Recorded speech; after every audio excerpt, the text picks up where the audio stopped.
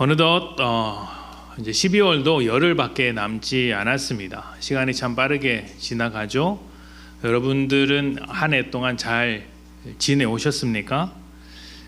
좀 이른 감이 있기는 하지만 여러분이 올 한 해 어떤 삶을 사셨는지가 참 궁금합니다. 제가 아는 것도 있을 것이고 또 누구에게도 말하지 못했던 수많은 사건과 또 상황들이 있었을 텐데 그 모든 것들을 통하여서 선한 일들이 이루어졌으면 좋겠습니다.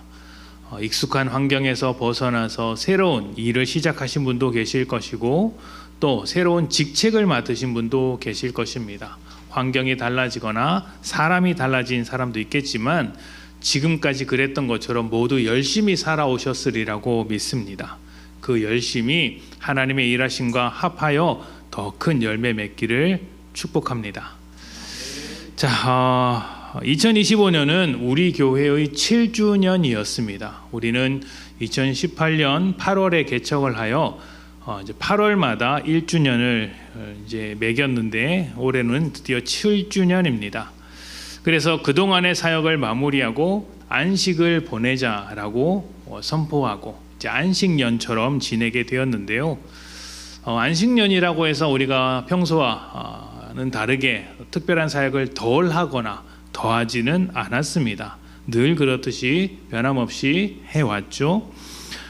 그러나 우리가 안식년을 통하여서 하고자 했던 것은 우리의 삶이 하나님 안에서 조금 더 회복되기를 소망한다라는 것이었습니다. 왜냐하면 우리가 고백했던 안식은 쉬는 것이 아니라 하나님 안에 있는 것이기 때문입니다. 안식은 두 가지 측면에서 우리의 정체성을 드러내는 것이었습니다. 바로 창조의 안식과 구원의 안식입니다. 창조의 안식은 하나님께서 6일 동안 세상과 사람을 지으시고 창조하셨을 때의 안식을 말합니다. 창조를 마치시고 더 이상 할 일이 없으셨을 때 하나님 그러한 세상을 보시며 안식하셨다라고 합니다. 그래서 창조의 안식이란 곧 삶의 완성이라고도 할 수 있는 것이죠. 그리고 바로 이 지점에서 하나님께서 세상을 완성하시고 안식하셨을 때 바로 이 지점에서 우리의 새로운 정체성이 드러나게 됩니다. 우리는 창조를 더하기 위해, 그러니까 창조에 필요한 일을 만들어내기 위해, 창조의 보탬이 되기 위해, 일하기 위해 창조된 존재가 아니라 하나님의 안식 안에서 창조된, 완성된 세상 안에서 그 창조를 누리기 위해 만들어진 존재라는 것이죠. 그래서 사람이 모든 세상이 다 만들어진 마지막에 그 다음에 창조된 것입니다. 그리고 하나님은 우리를 위하여 창조된 우리가 창조된 세상에서 누리며 살아갈 수 있도록 우리를 위하여 일하시는 분이다라는 이야기를 했습니다. 이것을 조금 과격하게 표현해서 하나님이 우리의 종이 되신 것처럼 일하신다. 우리가 하나님의 종이 된 것처럼 살아가는 것이 아니라 하나님이 우리의 종 된 것처럼 살아가신다라고 이야기를 했습니다. 이 표현이 조금 과격한 표현일 수는 있지만 틀린 표현은 아닙니다. 왜냐하면 하나님의 아들이신 예수님도 사람을 위해 종의 모습으로 오셨기 때문입니다. 그래서 창조의 안식은 우리가 하나님의 일하심 안에서 대접을 받을 만한 존재라는 사실을 알려줍니다. 우리가 하나님의 일하심을 통해 살아가는 존재들이구나. 하나님이 우리의 뒷바라지를 하시는구나. 하나님이 우리가 알게 모르게 계속해서 우리를 위하여 일하고 계시는구나. 마치 하나님이 우리의 종이 되신 것처럼 일하는 것이구나. 우리가 하나님이 섬겨야 할 정도로 대단한 존재다라는 이야기를 드리는 것이 아닙니다. 우리는 피조물이죠.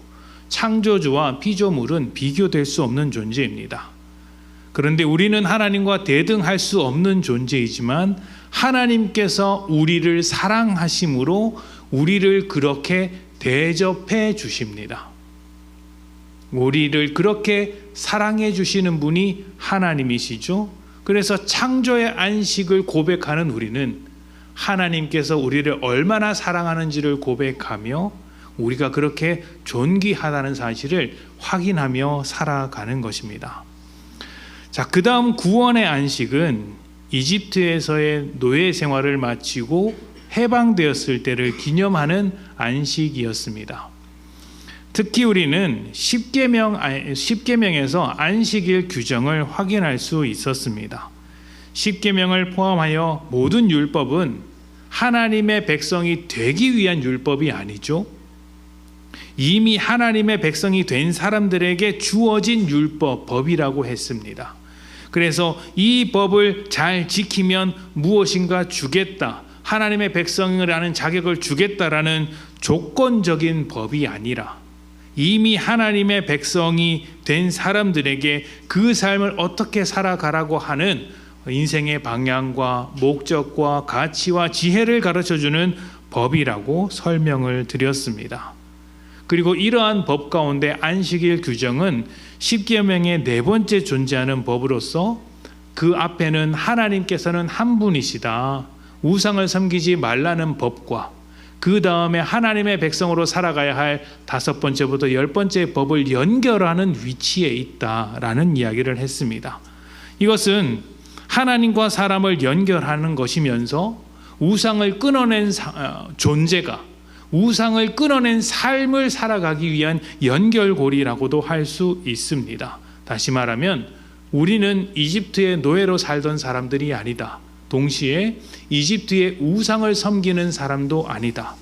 우리는 이집트의 영향에서 벗어나 하나님의 백성으로 살아간다는 것을 바로 이 안식일 규정을 통해 날마다 되새기는 것입니다. 안식일을 지킬 때마다 나는 하나님의 백성이다, 하나님의 백성이다 하는 것이죠. 그래서 안식일이 되면 삶을 멈추는 것입니다. 단지 쉬는 게 아니에요. 이전에는 노예 생활하면서 휴식을 가지지 못했지만 노예에게 휴식이 없잖아요. 근데 이제 나는 하나님의 백성이 되었으니 하나님께서 허락하신 휴식 가운데 들어간다는 것이죠. 그리고 삶을 멈추고 휴식할 뿐만 아니라 내 삶을 하나님께 집중하며 정체성, 하나님의 정체성을 이렇게 회복하고 살아가게 됩니다.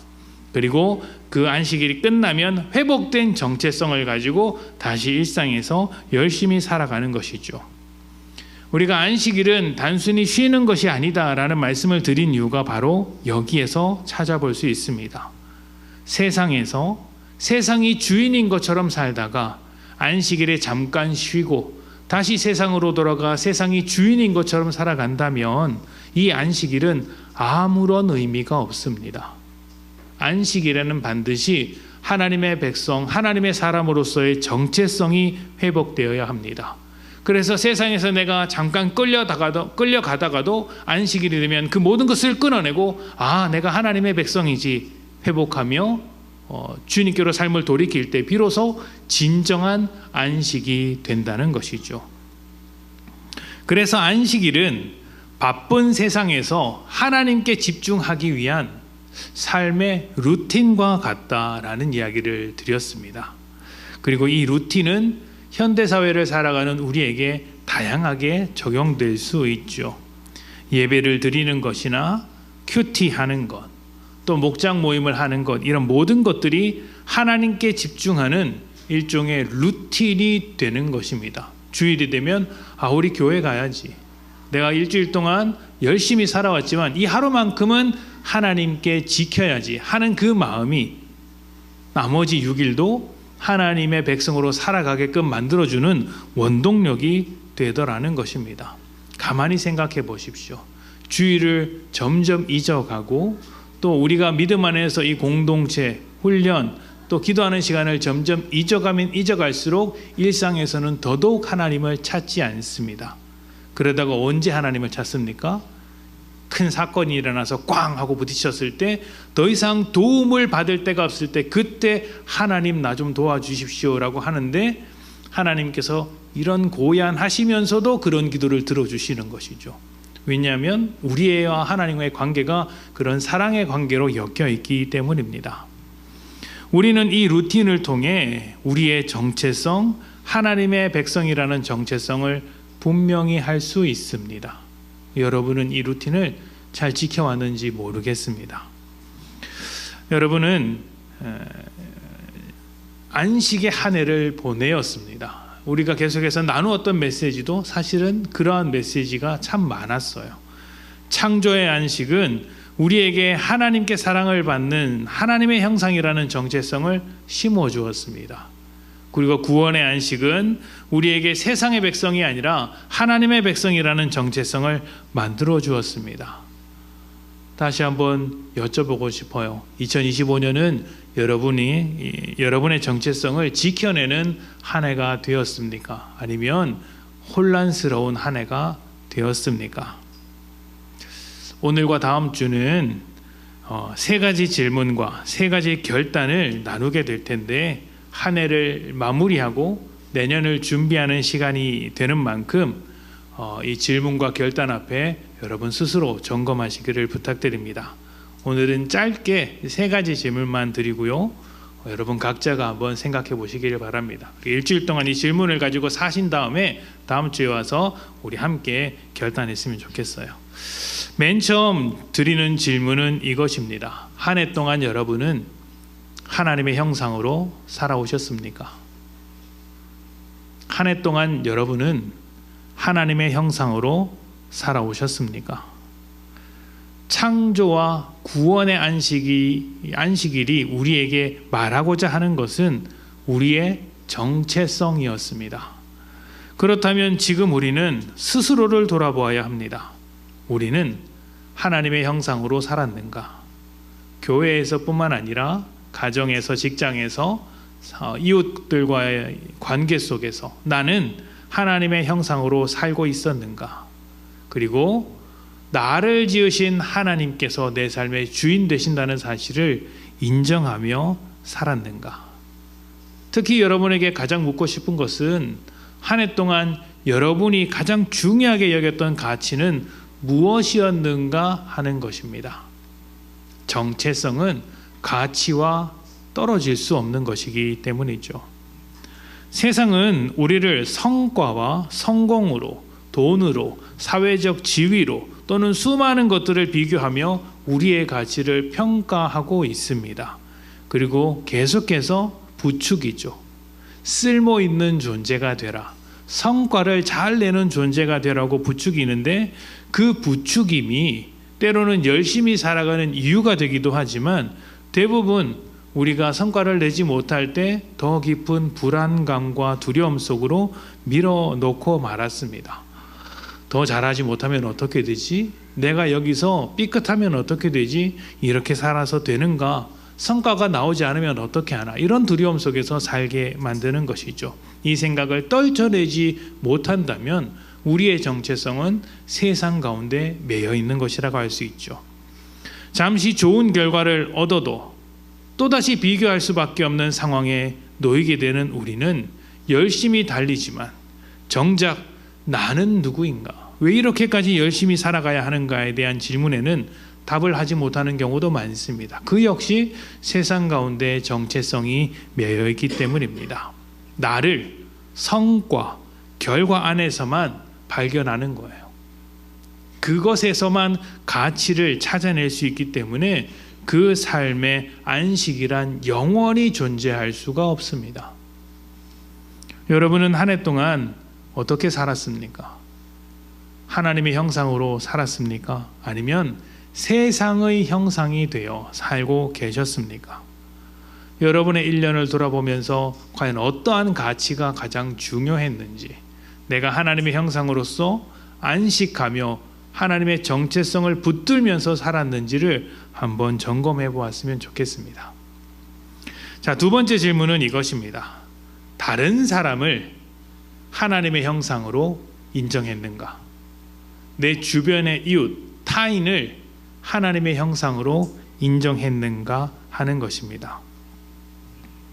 죄인은 자기 중심성이라는 본능을 가지고 있습니다. 그래서 대부분 자신에게는 관대합니다. 만약 자신에게 관대하지 않은 사람이 있다면 마음의 병을 안고 있는 사람일 경우가 많습니다. 제가요 지난 설교 가운데 이제 이런저런 이야기를 하다 보니까 저는 제 자신을 싫어한다라는 이야기를 드린 적이 있죠. 제가 제 자신을 싫어한다. 그리고 그 설교를 마치고 아내와 그 부분에 대해서 이제 집에서 이야기를 했습니다. 아내가 그 이야기를 듣고 저에게 이야기했습니다. 아니다. 당신은 당신을 싫어하는 사람이 아니다. 이야기하는 겁니다. 제 스스로 잘하고 싶어서 잘하고 싶은 마음은 큰데 그걸 잘 못해서 부족함이 많아서 못해서 스스로 좀 이렇게 몰아붙이는 부분이 없지는 않은데 저는 제 잘난 맛으로 사는 사람이라고 아내가 공식적으로 인정을 했습니다. 아니다. 당신은 자기 잘난 맛으로 사는 사람이다.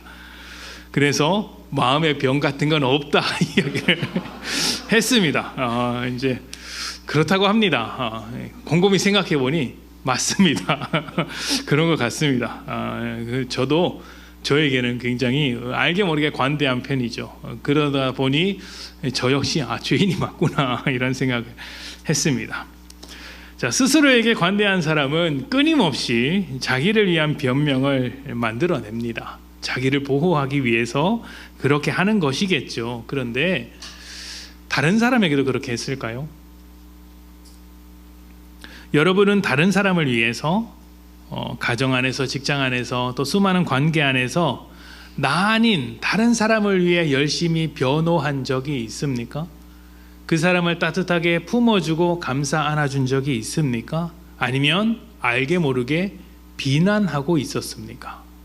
특히 그 사람이 나에게 피해를 주거나 아픔을 주었을 때 하나님께서 우리를 품어주신 그 사랑을 기억하지 못하고 그 사람 역시 하나님의 형상이라는 사실을 기억하지 못한 채 비난의 칼날을 들이대었던 것은 아니었습니까?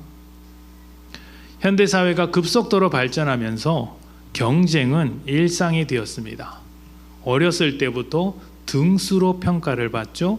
그렇게 서열을 매기던 것이 어른이 되어서도 변함이 없습니다. 아주 다양한 기준으로 조금씩 서열을 매깁니다. 그래서 우리는 모두 친구가 되기보다 경쟁자가 됩니다. 경쟁자가 되면 약점을 들켜서는 안 되겠죠? 그래서 인간관계 자체가 매우 건조해지고 있습니다. 피상적이 되고 깊이 있는 인간관계를 맺지 못합니다. 저 사람에게 내 약점을 드러냈다가 어떻게 소문이 날지 모르고 무슨 해코지를 당할지 몰라서 껍데기만 보여주는 인간관계가 생각보다 많습니다. 꼬투리 잡히지 않기 위해 살얼음판을 걷는 것과 같은 인간관계를 맺을 때가 많죠. 그런데 놀랍게도 하나님은 우리를 그렇게 창조하지 않으셨습니다. 우리는 모두 하나님의 형상이라고 하셨어요. 하나님의 사랑 안에서 창조된 자들이죠. 그래서 하나님께서 우리를 사랑하시듯이 너희는 서로 사랑하라라고 이야기합니다. 특히 교회 공동체 가운데 성령이 하나 되게 하신 것을 힘써 지키라고 하면서 하시는 말씀이 무엇이냐면 나보다 남을 더 낮게, 더 나은 사람으로 받아들이라라고 이야기합니다. 낮게가 아니고 높여주라는 것이죠. 이것은 그저 듣기 좋으라고 하신 말씀이 아닙니다. 하나님의 백성, 하나님의 형상, 하나님의 자녀라는 정체성만이 만들어낼 수 있는 삶이기 때문에 요구하신 것입니다. 한번 생각해 보십시오. 우리는 조건적인 사랑으로 가득한 세상에서 하나님의 조건 없는 사랑, 먼저 사랑하심, 그 하나님의 섬김을 받은 사람들입니다. 처음 말씀드렸던 것처럼 가장 높은 자리에 창조주로 계신 하나님께서 우리를 사랑하셔서 종처럼 섬겨주신 그 사랑을 받은 사람들 아닙니까? 십자가로 구원을 받은 사람들입니다. 먼저 사랑하신 은혜를 알고 있습니다. 그리고 그 사랑과 은혜가 나를 위한 것이면서 동시에 다른 사람을 위한 것이라는 사실 또한 알고 있습니다. 그래서 복음을 나만 가지고 있는 것이 아니라 전하면서 살아야 되는 것 아니겠습니까?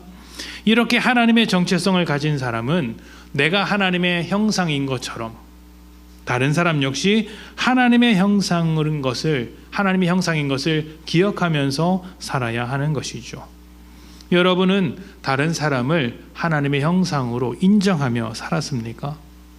혹시 마음에 들지 않는 사람을 사단의 형상처럼, 원수의 형상처럼 대하면서 살았던 것은 아닙니까? 1년을 돌아보면서 마음에 품지 못한 사람이 있다면 이제는 하나님의 마음으로 품어주시기를 부탁드립니다. 1년 동안 미워했으면 충분히 미워하셨어요. 이제 마무리하면서 적당히 품어주실 때도 된 것 같습니다. 자, 마지막 질문입니다. 마지막 질문은 안식의 루틴을 잘 지켰는가 하는 것입니다. 여러분은 안식의 루틴을 잘 지키셨습니까? 그리고 그 루틴을 통해 하나님과 더 가까워지셨습니까? 설교를 준비하면서 삶의 루틴을 지켰을 때 생겨나는 장점이 무엇인지 검색해 보았습니다. 여러 가지 장점이 있더군요. 건강이 좋아진다. 그러니까 자는 시간과 일어나는 시간이 일정하고 식사하는 시간이 일정하면 일단 건강이 좋아진다라는 이야기를 했습니다. 제가 며칠 전에 건강 검진을 받았는데 저는 정말 건강했습니다. 놀라운 것은 여러분들이 부러워할 만한 이야기인데, 놀라운 것은 제가 지난번 건강 검진할 때보다 키가 1cm 자랐어요. 제가 듣는 정보에 의하면 성도님들 중에 제가 살이 쪄서 키가 컸다라고 하신 분도 계셨는데 잊지 않고 있습니다. 네, 누군가 있겠죠. 자, 그렇게 건강도 좋아지고요. 또 삶의 효율이 넘친다라는 것도 있었습니다. 수많은 장점이 있죠. 근데 그 중에 제 눈에 확 들어오는 게 하나 있었어요. 확 들어오는 게 뭐였냐면 삶의 주도권을 갖게 된다라는 것이었습니다. 삶이 빗나가지 않도록 루틴을 지키는 사람은 자기 삶이 빗나가지 않고 엉뚱한 곳으로 빗나가지 않고 스스로 삶을 통제한다고 합니다. 원하는 것을 산다는 것이겠죠. 그리고 수동적이 아니라 능동적인 삶을 살아갈 수 있다라고 이야기를 합니다. 믿음의 루틴을 지키는 것도 마찬가지입니다. 하나님을 향한 방향이 흔들리지 않습니다. 하나님께서 인도하시는 삶을 살아가도록 만드는데 안식의 루틴을 지키는 것만큼 필요한 것이 없습니다. 아주 중요한 것이죠. 우리가 믿음의 루틴, 안식의 루틴을 지킨다면 삶의 주도권이 하나님께 있을 수 있습니다. 그렇다면 여러분은 예배라는 루틴을 잘 지키셨습니까? 주일이라는 루틴을 잘 지키셨습니까? 또 여러분은 평일 동안 어떠한 믿음의 루틴을 지켜오셨습니까? 누군가는 큐티를 하셨을 수도 있고 누군가는 기도의 시간을 가졌을 수도 있겠지만 또 누군가는 운전하는 동안 습관적으로 말씀을 듣거나 찬양을 부르면서 내 믿음의 루틴을 나름대로 지켜오셨겠지만 그 루틴이 내용 없는 루틴으로 남아 있었던 것은 아닙니까? 마치 식사 시간에 습관적으로 잘 먹겠습니다 아멘 하고 휙 지나가 버리는 기도 시간처럼 말입니다. 그 3번의 기도도 우리 믿음의 루틴이라고 할 수 있죠. 그러나 그 루틴을 통하여 하나님께 나아가는 것이 아니라 그저 종교 생활로 끝나버렸다면 텅 빈 기도일 뿐입니다. 믿음의 루틴은 아닌 것이죠. 여러분은 믿음의 루틴, 안식일의 루틴을 어떻게 지키셨습니까? 1년 동안을 잘 돌아보면서 부족하다면 새로운 루틴을 만들어 보는 것은 어떨까요? 하나님께 더 나아갈 수 있기 위해 믿음의 루틴을 잘 지키는 여러분 되시기를 축복합니다. 자, 사랑하는 여러분, 2025년은 우리에게 회복으로 돌아가는 한 해였습니다. 그런데 혹시 여러분의 삶에 회복되지 못한 부분이 있습니까? 왜 회복되지 않았을까요? 회복을 하기 위한 전제 조건을 채우지 못했던 것은 아니었을까요? 거룩의 문을 열어야 회복으로 들어갈 수 있는 것입니다. 넓으신 하나님의 품으로 들어가는 거룩의 문을 열지 못해서, 그 문을 지나가지 못해서 아직 회복되지 못한 곳이 있다면 여러분, 하나님은 아직 그 문을 닫지 않으셨습니다. 우리가 회복될 때까지 그 문을 활짝 열고 기다리실 것입니다. 나는 하나님의 형상으로 살았는가? 다른 사람을 하나님의 형상으로 인정했는가? 그리고 안식의 루틴을 잘 지키고 있었는가? 이 세 가지 질문을 통해 여러분 다시 한번 거룩의 문으로 들어갔으면 좋겠습니다. 오늘 설교가 여러분이 1년 동안 얼마나 잘했는지 비판하고 정죄하기 위한 설교가 아니라는 것을 기억하십시오. 우리를 회복하시려는 그 거룩의 문으로의 초대입니다. 하나님께서 초대하는 것이죠. 남은 2025년 스스로에게 이 질문을 던지며 하나님의 회복으로 들어가시기를 축복합니다. 우리 함께 기도하겠습니다.